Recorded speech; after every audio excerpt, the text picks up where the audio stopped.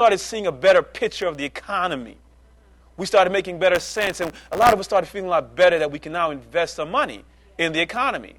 So they also started stimulating the economy by giving access to free money through mortgages. And see, what happens when people have access to cash, well, in this United States of America, most folks have been taught cash in hand means you spend. Cash in hand means you what? Spend. So what drove the economy for the last 3 or 4 or 5 years was spending. Folks was out there feeling good. Their 401ks was doing well. Their IRAs were doing well. The house values were skyrocketing. I mean, you could be in California and your $300,000 house this week could be worth $350,000 a month from now. So automatically you had a built-in equity boost, which gave you a built-in I feel rich boost. So now I can run to the bank, refinance, take some cash out, and throw it in the market. Because the market went from what? 10,000 to 14,000 over a matter of 4 or 5 years. If you're watching CNBC, because I know some of you are watching CNBC right now, and Fox Business News and some of the business channels, every day you were seeing, can the market stop? Can it go higher and higher? And they had all the experts out kind of cajoling, pushing us forward to buy more and get involved in investing. But we're in the recovery stage. Remember 4 cycles. So from 03 to 05, we move from the recovery to the euphoric state. Euphoria. Irrational exuberance, we talked about that a few minutes ago, right? Irrational exuberance. During the 95 to 2000 period, and I'm giving these dates because it's very important that you guys understand this stuff. 2000, 95 to 2000, when Alan Greenspan first coined the term irrational exuberance, it was the dot-com period. Everybody remember that? Yeah. If you had an idea for something on the net, oh, forget it. You can just go to Silicon Valley or some of these places, get a venture guy to lend you some money, and 2 years later, you do a public offering, you became a billionaire overnight. The dot-com bubble, they called it. And right what happened in 2001, you had the dot-com crash. So now they replaced the crash with what? The real estate bubble. Wow. You understand what I'm saying? Yeah. See the same cycle? Yeah. But you see, very important lesson now. The cycles are getting shorter. See, before, the cycles used to last for about 20 years. Yeah. Between what they call a bull market and a bear market. So then they shrunk from 87 through the mid-90s. It moved from 20-year periods to 10-year periods. Then from the mid-90s to 2000, it shifted to a 5-year, 6-year period. And then we see from 2001, 2002 to 2007, 2008, another 5-year, 6-year stretch. So we're starting to see the cycles now and how the timing becomes very important. Now, we're going to talk about how it plays a role in how you invest. So, euphoria. Folks are excited. They're buying new cars, SUVs, big old houses. They call them McMansions and so forth, right? Everybody's got to have a McMansion, you know? Now, there's nothing wrong with them. Listen, I love big houses. I love beautiful cars. I love beautiful women like my wife. So I will tell you, beautiful things I appreciate. But you got to understand you have to be in a financial position to maintain those things. Can we agree with that, fellas? Yes. All right. So now, 2006, 2007, very important report came out that a lot of folks overlooked and a lot of folks were not aware of. And as you listen to these things, I want you guys to take notes. The FDIC, on their list of troubled banks in 2006, said there were 106 banks in this country that were in trouble. And not just trouble, but possible insolvency. Wow. What does that mean for us? It means that your bank that you've got money in, $100,000, $200,000, $300,000, can go out of business the following day. And at that time, FDIC was only guaranteeing $100,000. And if you had more than $100,000, what happened to your money? It's gone. It's gone. But what did we see? IndyMac, big bank out of California, mortgage bank, blew up. $16 billion wiped out. Folks can't collect their money because they had more than 100,000. But if you understood cycles and you knew what to read in the tea leaves, you would have realized something was going down that as investors we had to become. Now, for guys like Warren Buffett, Bill Gates, they got people to tell them all this stuff, how to keep an eye out on all this stuff. For Joe Sixpack, or should I say Joe the plumber, they don't have people like that telling them, look at the cycles, read the tea leaves, see the charts, see what's going on.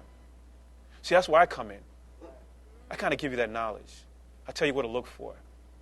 I tell you how to peel the veil so that way you now can position yourself either to protect your money, protect your family's wealth, or to position yourself for great opportunity, because right now, folks, it's one of the greatest times to build wealth. And that's why I commend each and every single one of you for being part of this club, because if you observe what's happening now, over the next 10 years, some of you guys will become some of the wealthiest people in this country, utilizing strategies. Now, let's move forward. Banks warn FDIC, and FDIC is the entity that guarantees your money in the bank. FDIC warned 106 banks are in trouble. Now, cycle number 4. We have the bottom, recovery, euphoria, and then the crash. The crash. Starting in about July of 2006, we started seeing trouble in the markets. Right after the FDIC report came out with the banks. Now, each of us have access to this public information, but none of us, since we're not taught this stuff, we don't go to look. You understand what I'm saying? So one of the things that you need to get familiar with is your FDIC website, fdic.gov. I think it's fdic.usa.gov. But you can pull it up on the internet. And they issue reports that the public can access. And get familiar with these terminologies. And some of the stuff is self-explanatory on the website, but learn it. Become familiar with it, because if you're an investor, you got to know this stuff. Investing ain't just about calling my broker up and say, hey, give me 1,000 shares of P-Box Company. I heard a good friend tell me about it today, and they said, it's a darn good company. I should be investing. That's not investing. That's losing your money. No, man, come on. That's losing your money. That's TV. That don't happen in real life. People lose money like that. You know, I heard a good stock tip. My broker called me today and said, hey, this company's going to be $100. It's 50 cents right now. It's going to be $100 in 6 months. Buy it now. Load up the truck. Come on, man. That's for folks who don't know. We're going to talk about your competition down the road in a few minutes. Now, so the crash. The market started falling apart around that period of time, right? 2006, July to be exact. And since then, it's been slowly trending downwards. So if we understand the market right now, and we understand cycles, which part of the cycle are we still in? The crash. That's why I mentioned today, Dow's down 299 points, okay? Because we're still in a crash phase, right? Don't let anyone tell you different. Anytime you have a market lose almost 50% of its value in a year, you got a crash. In a month, you got a catastrophe. You got a catastrophe going on. And that's what we're seeing is happening. Don't let them sugarcoat it for you because you're going to, like I said, if you don't know what's going on, folks will tell you a whole bunch of nonsense, and before you realize it, your money is gone. And you're trying to figure out, well, what happened? All right? So with that, we realize the market is in that latter part. It's in that crash. We're not in that recovery stage yet. I think Jim Cramer, everybody knows who Jim Cramer is, on CNBC has announced that, last year we were at the bottom. And he's still saying we're at the bottom now, right? But because he couldn't call the bottom. And I'm going to stick my neck out right now. I'm going to say the bottom is somewhere lower than where we're at right now.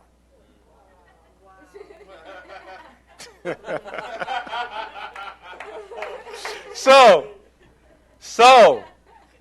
if the bottom is somewhere around where we're at right now, then what do we do? Well, let's move on to our next topic. We're going to talk about fear and greed. Fear and greed. See, right now, many of us are fearful, right? How many of you right now, you in cyberspace now, the average person, 80% of most working people with some kind of retirement plan will only retire with less than $60,000. So I know how much most of you got in your accounts right now. And I know, based on the percentage of the market decline right now, how much you guys have lost. I don't have to be a rocket scientist to figure that out. I know what it is. I'm not going to tell you right now, but I know what it is. I actually know where in your house your statement is sitting right now. Anyway, we're going to talk about that later on, too. So let's go to your statement. What has happened? Well, because we were taught to buy and hold, not to pay attention, dollar cost average, the market will eventually recover, we're now in a state where we're losing value in our investments. And what's happening is that the guys who told you that pull the plug on their investments. And the reason why the market is dropping is that they're shorting the market. So they're hoping that you keep staying on the market so they keep collecting money. Because I know you guys learned about short sales. Short sales is the opposite of buying long. Short is saying that I believe the market is going to go where? Down. So I'm betting that the market is going to go down, and by selling the market or the stock, I'm going to make money as it declines. So we're clear on that. So now, these guys have been shorting the market since July 06. July 06. So how does Warren know that? Because there are indicators that tell you what the short sale positions are on various stocks. So while they're telling you, buy, hold, don't worry about it, market's recovering, guess who's eating your lunch? Come on, folks. Wow. So we got to become aware of this stuff. Folks, this is not just about Basics 101 investing. I want to help you keep your money in your pocket. I want to help you to know when you get when to get into the market, but also when to get your money out of the market. Right. It's better to have your powder dry and take advantage of the opportunities than have your money in the market and you nervous and worrying about where's that money going to go? Am I going to have enough money 6 months from now? How am I going to retire? Fear. Warren Buffett said, everybody know who Warren Buffett is? Say I. All right. Warren Buffett said, when people are the greediest, that's the time you sell the market. Wow. Say that again. When people are the greediest, that's the time you sell the market. Wow. Professionals now, we're talking. I'm going to teach you to think like a professional. You see, markets are driven by psychology. What is sell the market? Meaning that if people are euphoric, we were talking about euphoria, right? Cycles now. See, all this stuff is related, interrelated. When the market is in a euphoric state, one becomes contrarian to the market. Because the market is driven by psychology, and people will follow the herd. Bulls? Bulls? Bulls? They'll follow the herd. So what you want to do, you want to be in a position that while they are